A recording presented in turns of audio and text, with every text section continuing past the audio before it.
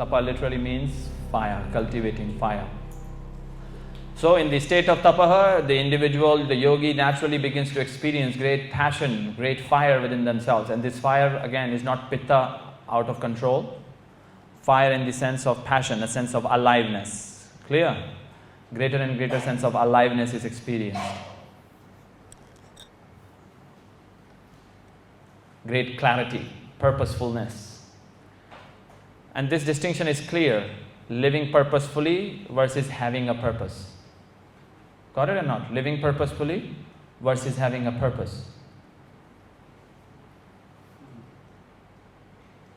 Clear?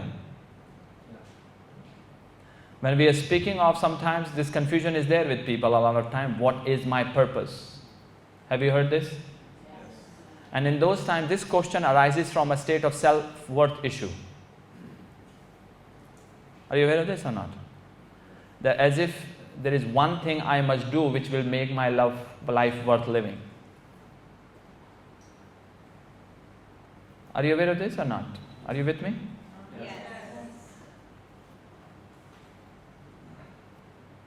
We don't look for one purpose. You cultivate purposefulness.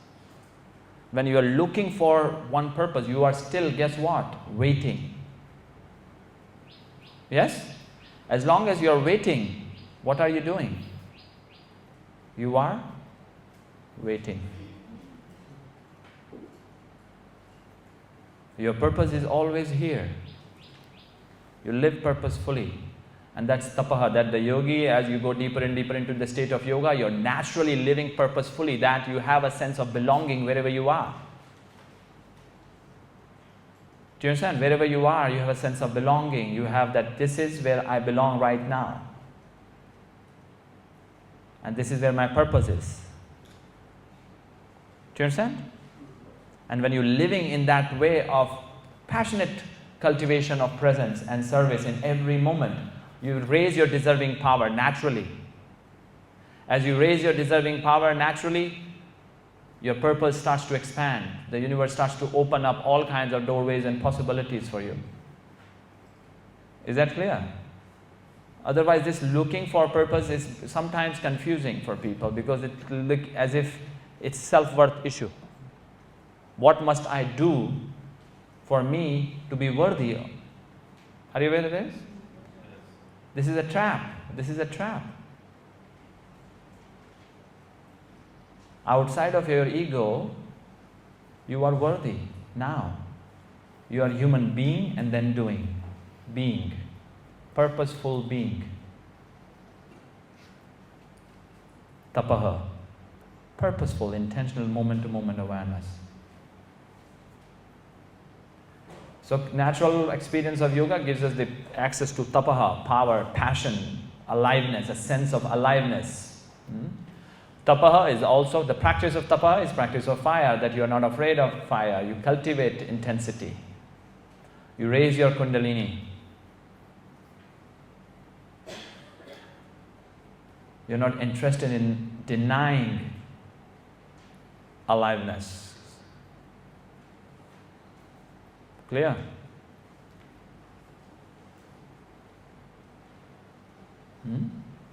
As you're cultivating tapah, what happens is your ability to be with what is without reacting to it increases. In the absence of tapah, you do not have the capacity to be with what is without trying to change it. Do you understand? Before we can change something, we must develop the total ability to be with the isness of isness. That's tapah. That cannot happen without the practice of tapah. You develop your inner strength. Clear?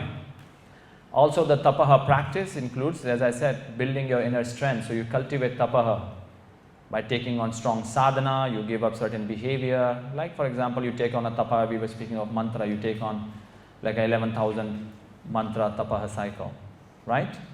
Or you take on tapah practice of giving up your cell phone for a while, or giving up a tapah practice of giving up talking for a while. Yes? Just to build. And if you find yourself getting dependent on something, you give it up. Clear or not? For a while. You cultivate inner strength. inner strength. Is that clear? It's a way of just challenging ourselves enough to keep growing. So develop strong will. Develop strong will. Tapah is the naval power. Got it or not? Naval power. Because in the absence of strong will, what you find is that you cannot command yourself. You need strong will to command yourself to get into your higher state.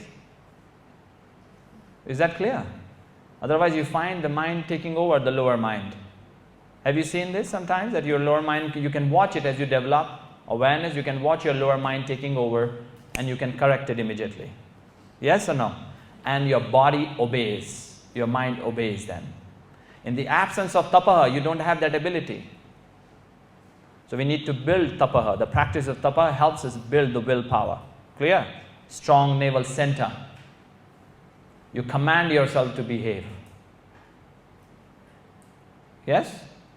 We don't find excuses and reasoning of why we cannot. Is that clear or not? You are much stronger. You are so much stronger than you realize. That is what we have to really, yoga is trying to teach us. Yes? We are infinitely more capable.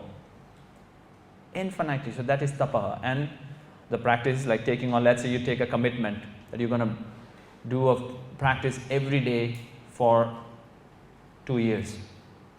Hour and a half practice. Yes? So for, like in certain mantra sadhana, like there is a practice for, in the Rig Veda, which is the Sri Shukta, one of the practice for it is for 2 years. You do the mantra practice for 45 minutes every day for 2 years. It's a tapah. That tapah gives us a certain value of illumination within ourselves. What you're building is cultivating fire. Yes? Have you seen it? It's like, we call it kindling effect. Yes? You kindle it, you kindle, not, Amazon has destroyed that word now. Not the book, but you understand, yes? It's like you cultivate a certain behavior over a time and then catches fire. Yes? Same thing. You cultivate toxic behavior a little bit every day, a little bit. Toxic behavior, toxic behavior, toxic behavior, toxic behavior. Toxic personality.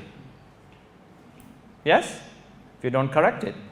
If you don't correct it, if you don't observe it and illuminate it, then that toxicity starts to get embedded into your psyche. It's then harder to transmute it. Yes? But when you cultivate awareness consistently over a period of time, and that is why Patanjali says consistency, consistency, consistency. Tapah is what? Being consistent. Clear? Consistent. Consistency is the key.